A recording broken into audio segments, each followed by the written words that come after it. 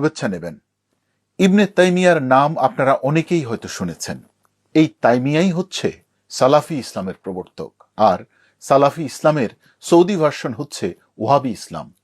অবশ্য অনেকে এই মতবাদকে রাজনৈতিক ইসলামও বলে থাকেন।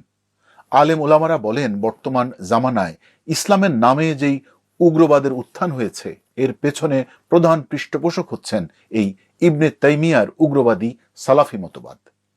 এই মতবাদের অনুসারীরা আস্তে আস্তে নিষ্ঠুর হিংস্র মানুষে পরিণত হয়।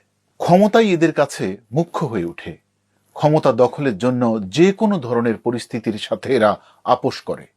সৌদি আরবের সৌদ পরিবার হচ্ছে বর্তমান জামানার সালাফিদের প্রধান পৃষ্ঠপোষক, আর যাদের প্রধান সহকারী হচ্ছে আমেরিকা সহ পশ্চিমা বিশ্ব।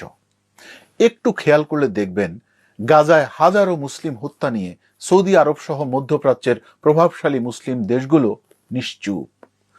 মাঝে মাঝে অবশ্য মুখ রক্ষার খাতিরে দুই একটা সতর্ক মন্তব্য করে, তাও তাদের প্রভুদের প্রেসক্রিপশন মোতাবেক। ইউরোপ, আমেরিকায় গাজার অসহায় মানুষদের সমর্থনে শত শত মিছিল এবং জনসভা হয়েছে। ইন্টারনেট ঘাটলে এর অনেক ছবি এবং ভিডিও পাবেন।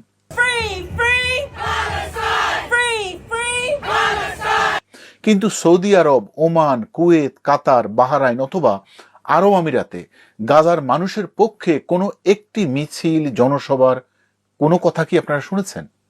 কোথাও কি একটা ছবি বা ভিডিও দেখেছেন? কেন দেখেন নাই? তারা কি মুসলমানরা? তাদের শরীরে কি রক্তমাংস নাই? তাদের কি কোনো বিবেক নাই? কেউ কোথাও দেখছেন কিছু? দেখবেন না, কারণ তারা সালাফি আদর্শে অনুপ্রাণিত ওয়াহাবি। তাদের কাছে মুসলমানদের জীবনের চাইতেও অনেক বড় হচ্ছে রাজনীতি, ক্ষমতা, ব্যবসা।